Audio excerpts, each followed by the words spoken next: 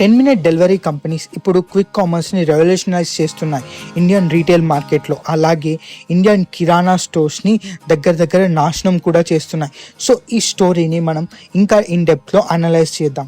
First, Indian quick commerce చాలా ఫాస్ట్గా rise అవుతుంది అండ్ దీనికి టెస్టిమెంట్గా మనకు బ్లింకిట్ కంపెనీ గురించి ఈ వీడియోలో ఎగ్జాంపుల్గా తీసుకుందాం. దగ్గర బ్లింకిట్ రోజుకు 6 lakh ఆర్డర్స్ని ప్రాసెస్ చేస్తుంది.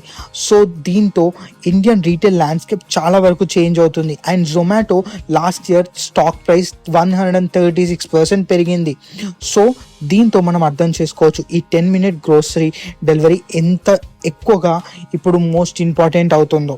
అలాగే ఈ కన్వీనియన్స్ అనేది ట్రెడిషనల్ రీటైలర్స్కి అంటే మెయిన్గా చిన్న షాప్స్కి చాలా ఎక్కువగా బర్డెన్ అవుతుంది. ఏంటంటే వాళ్ళ సేల్స్ దగ్గర 10% to 60% తగ్గాయంట ప్రతిరోజు వాళ్ళ ఎర్నింగ్స్.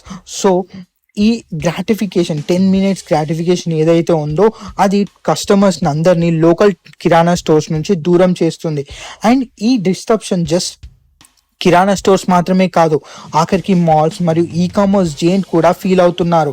దగ్గర ఇండియాలో గోస్ట్ మాల్స్ 40% వేకెన్సీ పెరిగిందంట. ఇది అలాగే పెరుగుతూ ఉంటుంది. లాస్ట్ ఇయర్తో పోల్చుకుంటే ఇప్పుడు 64%కి పెరిగిందంట. అలాగే ఈ కామర్స్ జెయింట్స్ అయిన అమెజాన్, ఫ్లిప్కార్ట్స్ కూడా వాళ్ళ మార్కెట్ షేర్ గురించి ఇప్పుడు ఈ కామర్స్తో పోరాడుతున్నాయి. అండ్ ఇప్పుడు ఈ కామర్స్ కంపెనీలు మెయిన్గా వాళ్ళు గ్రోసరీస్ ఒక్కటే కాదు, క్విక్ కామర్స్ వేరే ఎలక్ట్రానిక్స్ అండ్ జ్యువెలరీస్ని కూడా వీళ్ళు అమ్ముతున్నారు. కాబట్టి 10 minutes డెలివరీలో మీరు చూసుకున్నట్టయితే బ్లింకిట్ ఇప్పుడు ఎలక్ట్రానిక్స్ని కూడా చేస్తుంది, స్విగ్గీ, ఇన్స్టామార్ట్ అండ్ జెప్టో కూడా చేస్తుంది. సో ఇలా అమెజాన్ అండ్ ఫ్లిప్కార్ట్ కూడా వీళ్ళతో స్ట్రగుల్ అవుతున్నాయి. అండ్ మెయిన్గా ఇవన్నిటికీ కారణం ఏంటి అని అంటే మెయిన్గా 10 minutes డెలివరీ. ఈ యొక్క గోల్డ్మ్యాన్ సాక్స్ యొక్క రిపోర్ట్ ప్రకారం ఈ క్విక్ డెలివరీస్ అనేటి ఆల్రెడీ ఇండియన్ మార్కెట్లో 45% గ్రోసరీ స్టోర్స్కి తీసుకుంటుంది.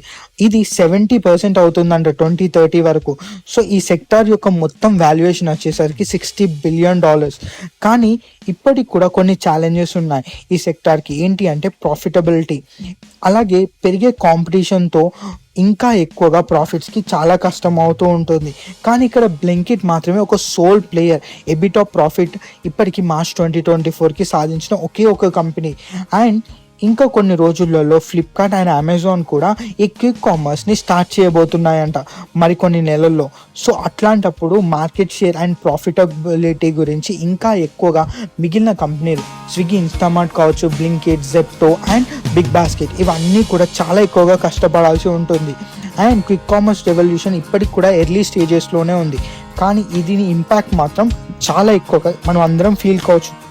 ఇది మనం ఒక విధంగా వరం అనుకోవాలా, లేదనుకుంటే ఒక శాపం అనుకోవాలా ఆన్లైన్ రీటైల్ స్టోర్స్కి, అంటే చిన్న కిరాణా స్టోర్స్కి అది టైమే చెప్తుంది. కానీ ఒకటి మాత్రం నిజం, ఇండియన్ కస్టమర్స్ మాత్రం స్పాయిల్ అయిపోతున్నారు చాయిస్ గురించి.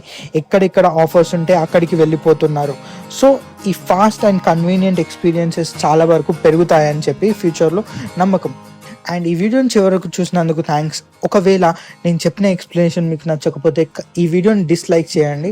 అలాగే ఎందుకు నచ్చలేదో కమెంట్ సెక్షన్లో రాయండి. నేను నెక్స్ట్ వీడియోస్లో ఇంప్రూవ్ అవి మంచిగా ఎక్స్ప్లెయిన్ చేస్తాను. And thank you very much.